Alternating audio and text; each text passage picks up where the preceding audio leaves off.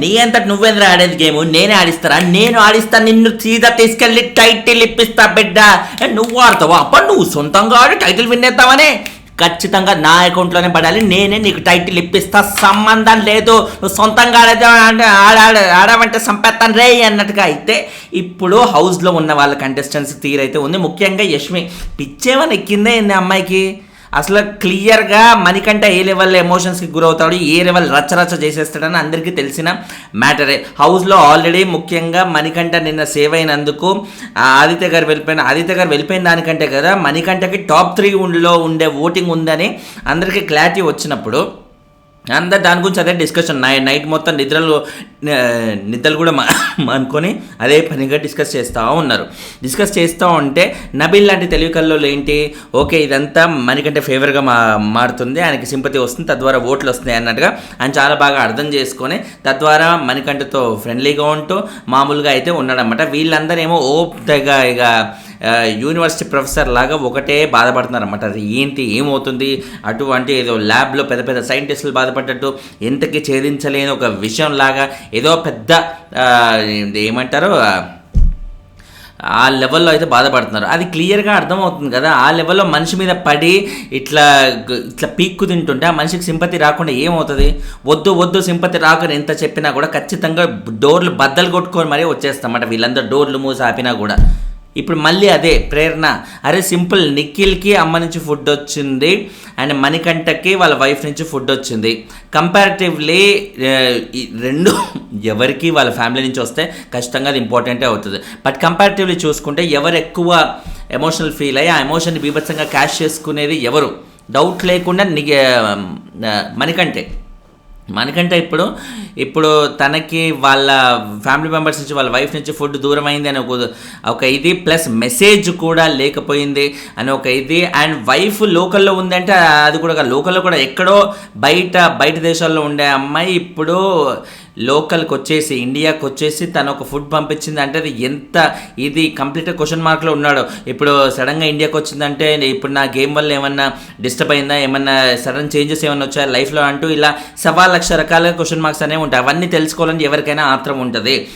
మణికంఠ అదే బాధపడుతున్నాడు. అసలు ఈ లెవెల్లో ఉన్నప్పుడు అసలు ఏంటి అన్నట్టుగా బాధపడుతుంటే ఇవి మాత్రం వెళ్ళి మంచిగా నిఖిల్తో ఏదో అంత బాండింగ్ ఉన్నట్టు ఆయనకు పోయి ఇచ్చిందన్నమాట. నిఖిల్తోనా బాండింగ్ ఉంది, పృథ్వీతోనా? ఇద్దరు పేర్లు చెప్పు అంటే పృథ్వీతో పాటు ప్రేరణ పేరు చెప్పొద్దేమో అందరు ఎక్స్పెక్ట్ చేస్తుంటే ప్రేరణను పక్కన పడేసి నిఖిల్ పేరు చెప్పింది. ప్రేరణను ఎందుకు పక్కన పడేసింది? నిన్న ఆమె సంచాలకుగా ఉండి వాళ్ళ ఫ్రెండ్ అయిన పృథ్వీకి సపోర్ట్ చేయలేదు కాబట్టి, ఇప్పుడు సపోర్ట్ చేయకుండా ఉంది కాబట్టి సడన్గా ప్రేరణను పక్కన పడేసి నిఖిల్ అనే కొత్త కంటెస్టెంట్ని ముందుకు తీసుకొచ్చినట్టుగా అర్థమవుతుంది అన్నమాట. ఇప్పుడు మొన్నటి దాకా సోనియా ప్లేస్ని ఆక్యుపై చేద్దామనే ఉద్దేశంతో ఉంది అన్నట్టుగా తెలుస్తుంది అన్నమాట. ఎందుకంటే ఆ గ్రూప్కి అంత పవర్ ఉంది, మిగతా వాళ్ళందరూ పోసేసుకుంటున్నాను వాళ్ళ గ్రూప్ని అనే ఉద్దేశంతో యష్మి ఉండి ఇప్పుడు సోనియా వెళ్ళిపోయింది కాబట్టి ఆ ప్లేస్ని నేను ఆక్యుపై చేసి నేను అంత మధ్యలోకి దూరి నేనే నెంబర్ 1 అన్నట్టుగా అనిపించుకోవాలనే ఫీలింగ్తో ఆమె ఆరాట పడుతున్నట్టుగా అయితే ఉంది. పృథ్వీని కానీ నిఖిల్ని కానీ ఆ చెప్పు చేతుల్లో పెట్టుకొని మొత్తం చేయాలన్నట్టుగా చూస్తుందన్నమాట. నిన్న పృథ్వీకి ఆ టాస్క్ ఓడిపోయినందుకు, మెగా చీఫ్ అవ్వనందుకు ఆయనకే లేని బాధ ఈమెకేంటో తెగ ఎయిట్ చేస్తుంది, తెగ కన్నీళ్ళు పెట్టేసుకుంటుంది. ఈ లెవెల్లో అన్నీ చేస్తుంటే ఏమవుతుంది? ఆపరేషన్ సోనియా మొన్ననే ఒక్క వారంలో స్టార్ట్ చేసి ఎమ్మటే ముగించేశారు, కేసు క్లోజ్డ్ అన్నట్టుగా అమ్మాయిని బయటికి పంపించేస్తారు. ఇప్పుడు అదే ఆపరేషన్ ఈమె మీద మొదలు పెట్టడానికి పెద్ద టైం అనేది పట్టదు. కంపారిటివ్లీ సోనియాతో పోల్చుకుంటే యష్మి ఏ రకంగా చూసుకున్నా కూడా చాలా చాలా బెటర్ అనే చెప్పాలి. టాస్కుల పరంగా ఫెంటాస్టిక్ పర్ఫార్మెన్స్ ఇస్తుంది. ఆర్గ్యుమెంట్స్ పెట్టుకున్నా కూడా అప్పుడప్పుడు సోనియా స్టార్టింగ్లో చాలా లాజికల్ అనిపించింది, తర్వాత లాజిక్ కూడా వెళ్ళిపోయింది. బట్ ఇప్పుడు యష్మి ఏదైనా ఆర్గ్యుమెంట్ పెట్టుకుంటే బాగానే వాదిస్తుంది అనే ఫీలింగ్ అయితే వచ్చింది మొన్నటి దాకా. నిన్న చేసిన ఈ రచ్చ తప్ప ఈ మెగా చీఫ్ కోసం జరిగిన టాస్క్లో ఆమె మాట్లాడిన విధానం అది ఇది, ప్రేరణ సంచాలకుగా ఉండి పృథ్వీకి సపోర్ట్ చేయాలంటే ఏమనుకుంటుందో ఇష్టం వచ్చినట్టుగా పిచ్చిగా మాట్లాడేసింది. సో కంపారిటివ్లీ సోనియా కంటే యష్మి బెటర్ రా అని అనిపించుకున్న టైంలో ఇప్పుడు ఈమె కూడా లాజిక్లన్నీ మిస్ అయ్యి మళ్ళీ సోనియా దారిలోనే వెళ్ళిపోతుంది అన్నమాట. సోనియా దారిలోనే అలా వెళ్ళిపోతే ఆమెలాగే ఈమె కూడా ఆపరేషన్ల మూలంగా పేషెంట్ అయి బయటికి వెళ్ళిపోవాల్సి వస్తుంది అనమాట.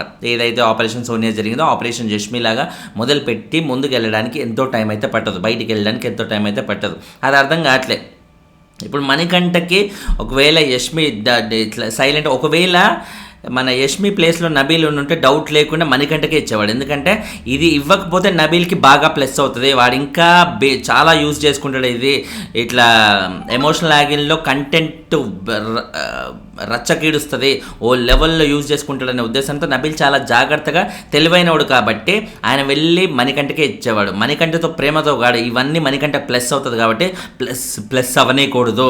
ఎమోషనల్ యాంగిల్ మరోసారి వచ్చి కుర్రోడికి ఇంకా ఓటికి పెరిగే అవకాశం ఉంది కాబట్టి ఆయనకి ఇలాంటివన్నీ అడ్వాంటేజ్లు ఉండకూడదు అనే ఉద్దేశంతో రకరకాల ప్రయత్నాలు అయితే చేస్తాడు.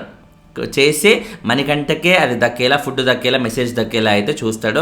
మణికంఠకే దక్కితే అడ్వాంటేజ్ ఏంటి, మణికంఠకి రావాల్సిన మైలేజ్ రాదు, ప్లస్ మణికంఠకి వాళ్ళ వైఫ్ కానీ వైఫ్ నుంచి వచ్చే ఫుడ్ కానీ మెసేజ్ కానీ అందించినట్టు జనాల్లో అట్లా మంచోడు కూడా అవుతాడు. మణికంఠకి మైలేజ్ పోతుంది అండ్ నబీల్కి పాజిటివ్ ఇమేజ్ కూడా వస్తుంది. ఏ యాంగిల్లో చూసుకున్నా కూడా ఇది చాలా బెటర్ కాబట్టి నబీల్ అలా చేసేవాడు. యష్మి అది మిస్ అయింది కాబట్టి పిచ్చిదానిలాగా ఇప్పుడు ఆమె అన్నెసరీ నెగిటివ్ అవుతుంది. అటు వాళ్ళ ఫ్యామిలీ మెంబర్స్ మెసేజ్ ఫుడ్ దూరం చేసిందని ఒకటి, ఇంకోటి మనోడిని ఇంకా స్ట్రాంగ్ చేసి మనోడికి ఎమోషనల్ యాంగిల్ ఇంకా బాగా వర్కౌట్ అయ్యేలా చేసి తద్వారా ఈమె ఇంకా డౌన్ అవుతుండడం, మణికంఠని ఇంకా అప్ చేస్తుండడం అనేది తెలుస్తుంది అన్నమాట. అసలు వీళ్ళందరూ ప్రీవియస్ సీజన్స్ ఏవి చూడకుండా ఏదో గుడ్డిలో మెల్లలాగా సీజన్లో అడుగు పెట్టారన్నట్టుగా అయితే వస్తుందన్నమాట. ఈ లెవెల్ టార్గెటింగ్ మనోడిని బయటికి వెళ్ళే వరకు, మణికంఠని బయటికి వెళ్ళే వరకు నామినేట్ చేస్తూ కూర్చుంటుందంట.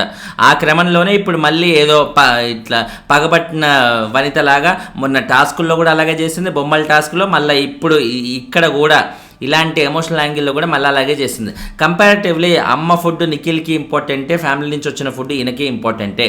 బట్ ఇద్దరిలో ఇవ్వడంలో చూస్తే ఎవరికి ఇస్తే ఎక్కువ మైలేజ్ వస్తుంది, ఎవరికి ఇస్తే మణికంఠ తగ్గుతాడో ఈయో పెరుగుతుంది, ఈ యాంగిల్లో ఆలోచించగలగాలి. ఇలా ఆలోచించకుండా గుడ్డిగా నిఖిల్ నా ఫ్రెండ్, పృథ్వీ నాకు ఫ్రెండ్ కాబట్టి నేను వాళ్ళకే ఇస్తా వాళ్ళకే పోతా అంటే ఇప్పుడు నేను ఫ్రెండ్షిప్లు చూపించుకోవడానికి బిగ్ బాస్ హౌస్ ఎందుకమ్మా, బయట చాలా ఉన్నాయి కదా ప్లాట్ఫామ్స్.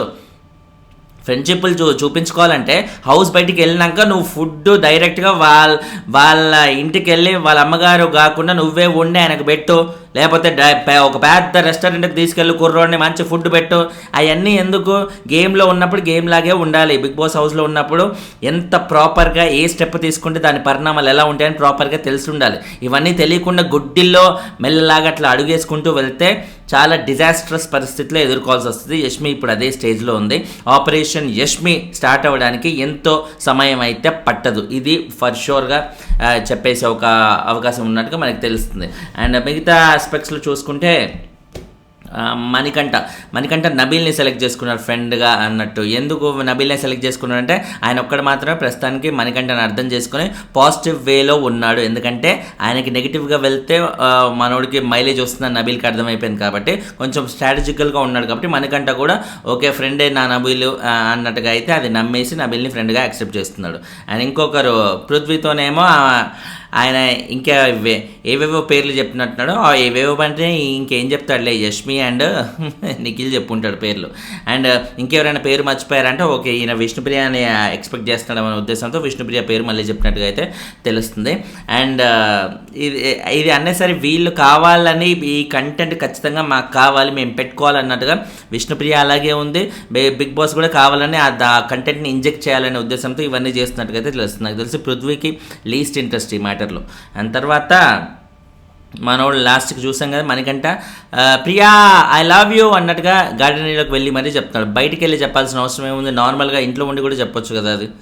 సో ఇంట్లో ఉండి కూడా చెప్పొచ్చు కానీ బయటికి వెళ్ళి చెప్తాడు ఏంటంటే he wants that, public wants that అతి అన్నట్టుగా ఏదైతే డైలాగ్ ఉందో ఆ డైలాగ్కి ఫుల్గా అది న్యాయం చేస్తూ పబ్లిక్ వాంట్స్ దట్ అతి అనే ఉద్దేశంతో ఇవన్నీ చేస్తాడు అనమాట. సో ఇది క్లియర్, మణికంఠ ఆయన మైలేజ్ కోసం ఎవరైనా సరే మాస్టర్ బిగ్ బాస్లోకి వచ్చిందే జనాల్ని గెలవడానికి, జనాల ద్వారా ఓట్లు రాబట్టుకోవడానికి. అది ఏ పర్పస్లో అయినా సరే ఓట్లు రాబట్టుకోవడమే కంటెస్టెంట్ యొక్క మెయిన్ ఇది. సో అది జనాల పల్స్ బాగా పట్టుకున్నాడు కాబట్టి పబ్లిక్ వాంట్స్ దట్ అతి అని అనుకున్నాడు కాబట్టి ఆ అతి చేస్తూనే మనకంటే ఇప్పుడు ఓట్లు అనేది రాబట్టుకుంటున్నాడు.